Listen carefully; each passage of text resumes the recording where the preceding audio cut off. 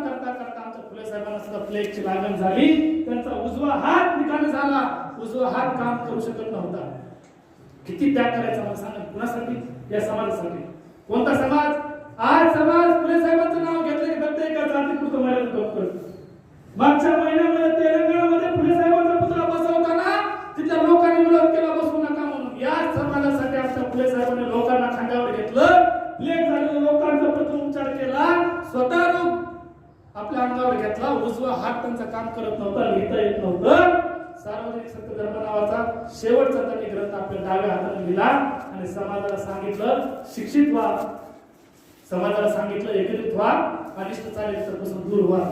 किती त्याग आहे बघा. एखादा माणूस म्हणाला असता अरे जाऊ द्या, कुणासाठी जगायचंय? सावित्रीबाई त्यांना सांगत होत्या, दादासाहेब तुम्ही घरी बसा, तुमची परिस्थिती नाहीये, तुम्हाला या रोगाची लागण झाली आहे, तुमचा हात काम करत नाहीये, थांबा. ज्योतिराव थांबले नाहीयेत. डाव्या हाताने शेवटचा ग्रंथ लिहिला.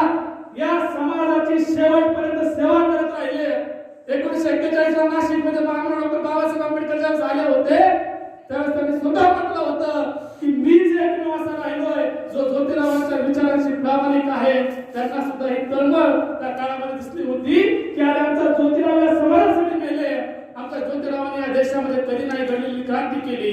पण आज ज्योतिरावांना मात्र लोक विसरले. ती तळमळ बाबासाहेबांना दिसली होती. हे ज्योतिराव तुमच्या माझ्या समाजामध्ये राहिले पाहिजेत, याच्यासाठी मी तळमळीने सांगतोय. शेवटी ज्योतिरावांचं निधन झालं आणि आज ज्योतिरावांचा जन्म होऊन 200 वर्ष झालेले आहेत. ज्योतिरावांनी सांगितलेल्या मुलींच्या शिक्षणाचा आजही